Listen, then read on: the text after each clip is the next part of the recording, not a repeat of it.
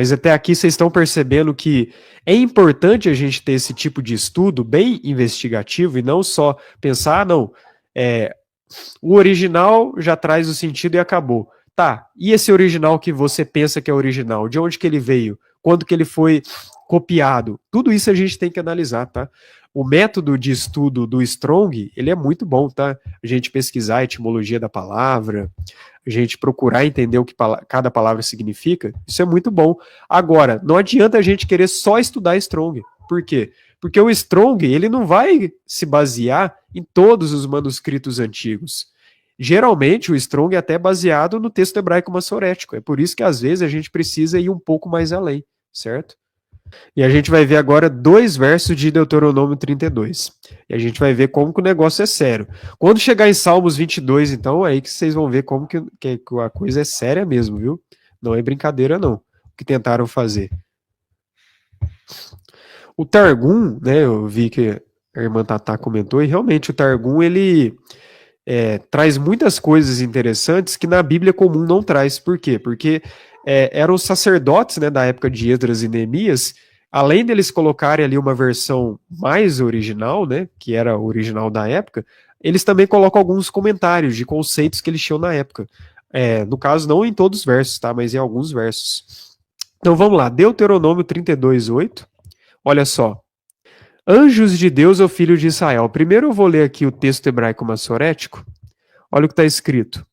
Deuteronômio 32, versos 8 ao 9. Quando o Altíssimo dividiu entre as nações a sua herança, quando separou os filhos de Adão, estabeleceu os limites do povo segundo o número dos filhos de Israel, pois a porção do Senhor é seu povo e Jacó é a sorte da sua herança. Então, no texto hebraico massorético, né, que geralmente é traduzido aí, né, todas as versões que a gente tem, praticamente, né, de Bíblia, eles colocam filhos de Israel no contexto de Deuteronômio 32, verso 8. Agora vamos olhar aqui a Septuaginta, que sentido que ela vai trazer. Quando o Altíssimo dividiu as nações, quando separou os filhos de Adão, estabeleceu os limites das nações segundo o número dos anjos de Deus. Mas peraí, existe uma diferença entre anjos de Deus e filhos de Israel, certo? Tudo bem que os anjos de Deus são também filhos de Israel no sentido espiritual? Com certeza. Mas essa alteração que teve, nitidamente, foi para ocultar, elas foram divididas através de seres celestiais e não através de seres, no caso, de filhos de Israel. O texto hebraico massorético vai colocar filhos de Israel, a versão da Septuaginta vai colocar anjos de Deus. Até aí a gente pode pensar, tá bom, uma versão diz isso, outra versão diz aquilo. Mas quem garante qual que está mais certo? Como eu falei, a Septuaginta é mais antiga, isso eu acho que já deveria ser motivo para a gente questionar. Mas tudo bem, é bom a gente comparar também com outras versões. E a outra versão que eu vou comparar com vocês são os manuscritos do Mar Morto, que são datados, como eu falei, 150, 70, 150 antes de Cristo a 70 depois de Cristo. Então é uma versão mais antiga que o texto hebraico massorético. E olha que interessante como que está no manuscrito do Mar Morto. Quando o Altíssimo deu as nações como herança, separou os filhos do homem, ele estabeleceu, vou colocar aqui, ele estabeleceu os limites dos povos de acordo com o número dos filhos de Deus, pois a porção de Yahweh era seu povo, Jacó era o quinhão da sua herança. Então olha que interessante, outra versão além da Septuaginta que não coloca filhos de Israel, mas filhos de Deus. E lembrando que na Bíblia, filho de Deus, né, como eu coloquei aqui, ó, Binei Ha-Elohim ou Binei Elohim, geralmente remete a anjo, tá? Nessa escrita, por exemplo, Gênesis 6, Jó 1, né? Apesar de que Gênesis 6 hoje eles tentam dizer que na verdade era descendência de Sete ou eram homens poderosos, porém qualquer pessoa que enxerga e lê esse texto com a ótica hebraica de uma forma honesta sabe que sim, esse texto fala de anjos, tá? Esse texto não fala de seres humanos comuns que se reuniram com outros seres humanos comuns e geraram gigantes, não tem lógica nenhuma nisso. O que ocorreu foi que realmente anjos dos 200 sentinelas coabitaram com mulheres e geraram esses seres deformados, né? No caso, os Néfilins do passado. Mas o que a gente tem que entender e meditar aqui? Por que eles ocultaram, né, esse anjos de Deus ou filhos de Deus, e no texto hebraico massorético, eles colocaram filhos de Israel. Por que que houve essa tentativa de tirar do contexto que as nações foram divididas através dos anjos de Deus ou filhos de Deus, ou seja, seres celestiais e não filhos de Israel, porque o que o texto massorético quer remeter é como se fosse os 70 anciãos de Israel, porque eram 70 nações. Só que os textos da Septuaginta e Mar Morto, eles trazem o sentido que são, na verdade, seres celestiais. É aí que a gente vai começar a ver uma chave de entendimento que foi ocultada ao longo do tempo, né, no sistema religioso do geral, na teologia convencional. Então vamos lá, como eu falei para vocês, o que acontece? Por que eles ocultaram nesse contexto essa ideia de anjos de Deus ou filhos de Deus e colocaram como filhos de Israel? Salmos 82, no caso da Septuaginta em Salmos 81, está escrito o seguinte: Deus está na assembleia dos deuses e no meio deles julgará os deuses. Então olha só, segundo a teologia convencional, a visão da Bíblia é monoteísmo. Essa é a visão que eles falam que a Bíblia defende. Porém, quando a gente analisa muitos versos, né, do chamado Antigo Testamento, a gente vê que Deus é chamado, né, o Criador dos céus e da terra, ele é chamado de o Deus dos deuses. Mas peraí, se só existe um Deus e não existe outras divindades, por que ele é chamado de Deus dos deuses? Vários versos da Bíblia ele é chamado dessa forma. E detalhe, quando fala deuses, não fala só de anjos, tá? Inclusive, olha só Salmos 82, na Septuaginta Salmos 81, olha como está escrito: Eu disse, vós sois deuses e todos vós filhos do Altíssimo, mas vós morrestes como homens e caístes como um dos príncipes. Então veja só, isso inclusive no texto hebraico massorético está presente também, tá? Isso ele não foi ocultado, não.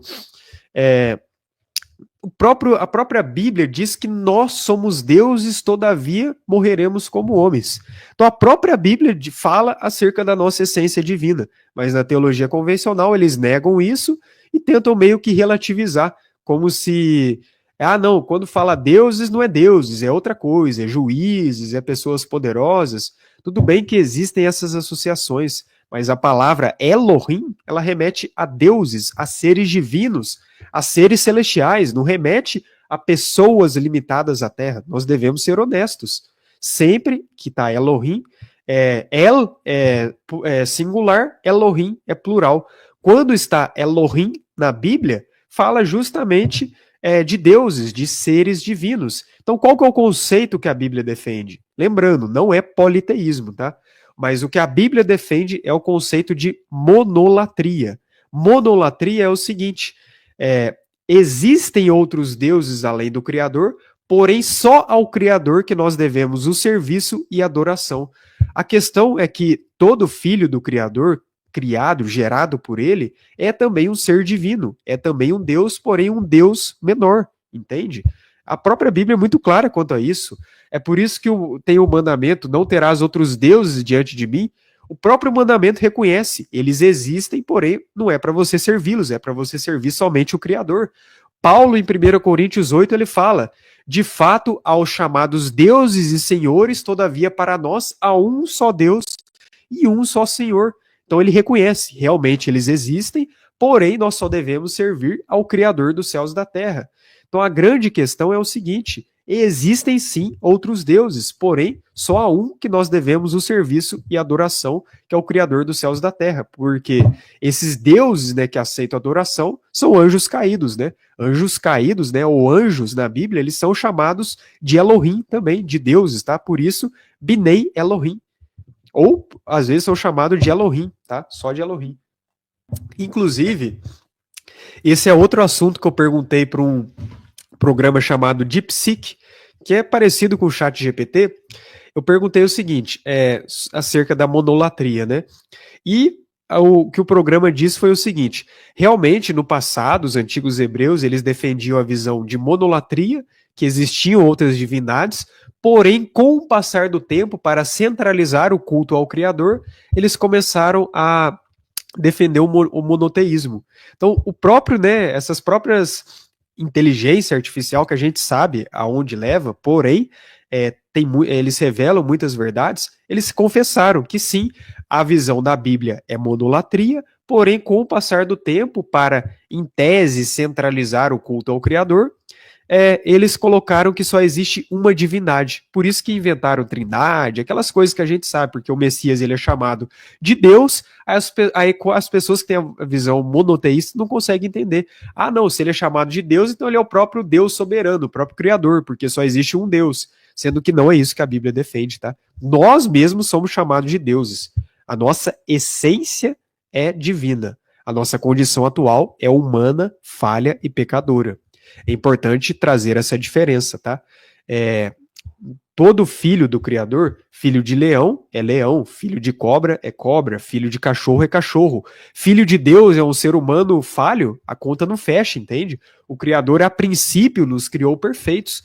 Nós é que nos desviamos dos caminhos dele, porém, por meio de Yeshua, do Messias, nós temos a chance de retornar. Isso, inclusive, remete ao entendimento da pré-existência, né, que eu gosto de trazer no meu canal, que a nossa identidade e origem é divina e celestial. Porém, nós estamos atualmente numa condição carnal devido, né, à nossa falha, certo? É por isso que, sim, esse texto de Deuteronômio, ele traz esse sentido. Mas como no judaísmo convencional eles quiseram ocultar isso, assim como no próprio cristianismo, no texto hebraico massorético, eles tiraram anjos de Deus ou filhos de Deus para filhos de Israel, só para tirar que as nações foram divididas através de seres divinos. Inclusive, o próprio Targum, ele traz esse sentido. O Targum, ele esclarece muito sobre como as nações foram divididas em Gênesis 11, dos versos 5 ao 8. O Targum que eu prefiro usar é o de Jerusalém ou Yonatan, tá? É um Targum que eu vejo que é mais original do que o Onkelos, por exemplo, tá? Mas olha o que está em Gênesis 11, dos versos 5 ao 8, nessa versão do Targum. E se manifestou Iahua para trazer a recompensa deles sobre a obra da cidade e da torre que edificaram os filhos dos homens, e disse Iahua: o povo é um e o idioma um para todos eles, e é o que começam a fazer, e agora para tudo que eles desejarem fazer, não haverá restrição para seus desejos. E disse Iahua aos 70 malahim. Quem que são esses 70 malahim? 70 anjos principais no reino celestial. 70 malahim que estão diante dele, vinde, vamos descer ali, que não entenderá o homem o idioma do seu próximo. E foi manifestado o Menra de Yahua, lembrando que Menra é uma palavra aramaica que significa verbo ou palavra, tá? Olha só, verbo ou palavra, ou seja, Menra do Criador é o próprio Messias. Então no Targum a gente vê o próprio Messias ali. Foi manifestado o Menra de Yahua, né? Por isso que João, na versão grega, coloca logos, tá? Logos é extraído de Menra, que é a palavra aramaica. Contra a cidade, e com ele os 70 malahim, todas as 70 nações, e todas uma a uma, com o idioma do seu povo e as marcas da escrita de sua mão. E eles dispersaram, e ele os espalhou dali sobre as faces de toda a terra, em 70 idiomas, e um não sabia o que dizia o seu próximo, e eis que mataram uns aos outros e cessou de edificar a cidade, certo? Então, nitidamente, nesse texto do Targum, né, nessa versão de Gênesis 11, que na Bíblia não está dessa maneira, defende essa visão da monolatria e que existem seres divinos além do Criador, que são filhos dele, menores do que ele, não são dignos de adoração, porém ocupam uma alta posição no reino celestial. É por isso que em Salmos 82 fala: Deus está reunido na Assembleia dos Deuses. E essa Assembleia dos Deuses é provavelmente essa Assembleia onde se concentram esses 70 malahim, que são os 70 principais anjos do reino dos céus, certo? Então, o que o contexto de Deuteronômio 32 quer dizer é que as nações foram divididas através desses 70 malahim, desses 70 principais anjos, que também são Bnei Elohim, ou filhos de Deus, né, que o manuscrito do Mar Morto traz. É justamente sobre isso que o contexto quer dizer, e como eles tiraram essa visão monólatra da Bíblia e substituíram para o monoteísmo, eles nitidamente, né, na versão hebraica massoreta desse texto, eles ocultaram anjos de Deus ou filhos de Deus para filhos de Israel. Agora a gente vai entrar num ponto muito sério, tá? E esse aqui é assim, para mim é bem grave, tá? E aí vocês vão perceber como que o buraco é mais fundo, tá? No mesmo capítulo de Deuteronômio 32, a gente vai ver uma manipulação que essa sim foi muito sutil, tá? Muito mesmo. Deuteronômio 32, vou pegar aqui com vocês 3 versões, tá? Septuaginta, Mar Morto e texto hebraico massorético. Primeiro eu vou pegar no texto hebraico massorético, inclusive, se você tem uma Bíblia em casa, abra a Bíblia em Deuteronômio 32, 43 e veja como que ele está escrito. Eu duvido que vai estar escrito como as 2 versões que eu vou expor depois do hebraico massorético, tá? Olha só. Louvai, ó nações, o seu povo, porque o Senhor vingará o sangue dos seus servos, tomará vingança dos seus adversários e fará expiação pela terra do seu povo. Deuteronômio 32, verso 43, está escrito dessa forma, correto? Aí você pode pensar, beleza, o que está falando aqui, né? Que o Criador ele vingará o sangue dos seus servos. Tranquilo, a própria Bíblia fala isso várias vezes, não é? Agora vamos olhar aqui o texto do Mar Morto e a versão da Septuaginta, o que elas vão trazer para nós. E a conexão com o Novo Testamento. Olha o que fala no manuscrito do Mar Morto. Até coloquei a referência aqui, ó. 4Q44, né? Porque eles são nomeados dessa forma. Ó, Deuteronômio 32, 43, nos manuscritos do Mar Morto. Alegrem-se céus com ele e adorem-no todos os deuses. Olha só, mesmo sentido que existem outros deuses além do Criador, são filhos dele, anjos, né? Mas para quem que eles estão adorando? A gente vai ver aqui. Pois ele vingará o sangue de seus filhos e retornará a vingança aos seus inimigos, e ele retribuirá os odiadores e purificará a terra de seu povo. Então, o manuscrito do Mar Morto, né? Você vê que tem outra versão aqui que no texto hebraico massorético eles retiraram. Mais uma vez, abra sua Bíblia aí em casa, você que está aí assistindo, Deuteronômio 32, 43. Veja como que esse texto de Deuteronômio está na sua Bíblia. Eu duvido que tem essa versão aqui, talvez na Bíblia Católica, mas eu acho que até na Bíblia Católica, as atuais, eles não têm mais essa versão, no caso da Septuaginta, né? Mas provavelmente tem só essa versão mais curta aqui, tá? Mas olha só, o manuscrito do Mar Morto está falando assim, adorem-no todos os deuses. Isso te lembra alguma coisa? Lembrando que Deus é anjos. Vamos ver a versão da Septuaginta? Olha só, a versão da Septuaginta, Deuteronômio 32, 43. Regozijai-vos céus com ele e que todos os anjos de Deus o adorem. Isso não te lembra alguma passagem do Novo Testamento, não? Alegrai-vos, gentios, com o seu povo e que todos os filhos de Deus se fortaleçam nele. Aí vai colocar aquela versão que está no texto hebraico massorético, né? Então, peraí. Todos os anjos de Deus o adorem. Isso está escrito em Deuteronômio 32, 43. Isso nitidamente está falando de quem? Vamos ver Hebreus 1, 6? Hebreus 1, 6, né, o livro de Hebreus da Bíblia. E outra vez, quando trouxe ao mundo primogênito, disse: todos os anjos de Deus o adorem. Então, olha só isso, gente. Esse texto de Hebreus, ele é retirado da própria Bíblia. Não é porque quando a gente, no caso, né, eu, por exemplo, antes de saber desse texto, eu pensava, Paulo falou isso, sei lá, uma inspiração que ele teve ali no momento, só que não, ele estava citando um trecho das próprias escrituras mais originais, que no texto hebraico massorético eles retiraram por algum motivo, ou não incluíram, né? Porque talvez já tinham outras versões que não incluíram, porque eu acho que na Peshitta também eles não colocaram, então talvez em outra versão mais antiga eles já não tinham incluído essa profecia, porque falava do Messias, eles negaram o Messias, não quiseram incluir para manter outras pessoas na mesma cegueira que eles, enfim. Mas olha só, Deuteronômio 32, 43, na versão da Septuaginta e nos manuscritos do Mar Morto, confirma o texto de Hebreus 1,6 que fala diretamente do Messias. Você entende como que o buraco é fundo? Que não à toa que existe lá em Israel muitos judeus que negam o Messias, que não conseguem enxergar o Messias por nada na antiga aliança, porque várias coisas assim de uma forma sutil, que falava do Messias, que ele cumpriu, eles retiraram. Então o negócio é sério. É por isso que a gente precisa estudar as escrituras de uma forma profunda e não ficar ali de uma forma rasa. Tudo bem, né? Cada um com seus propósitos. Tem pessoas que não são direcionadas a se aprofundar muito, ou o propósito dela é pregar o evangelho mais simples. Porém, é necessário para aqueles que foram capacitados para tal investigarem e decifrar as escrituras, porque olha só, o texto de Hebreus 1:6, ele é retirado de versões mais antigas de Deuteronômio 32:43, Septuaginta, manuscritos do Mar Morto. O texto hebraico massorético, que na sua Bíblia provavelmente está dessa forma, não incluiu essa profecia que fala do Messias. Todos os anjos de Deus o adorem. Isso está presente em Deuteronômio 32, verso 43. Olha que sério isso, né, gente?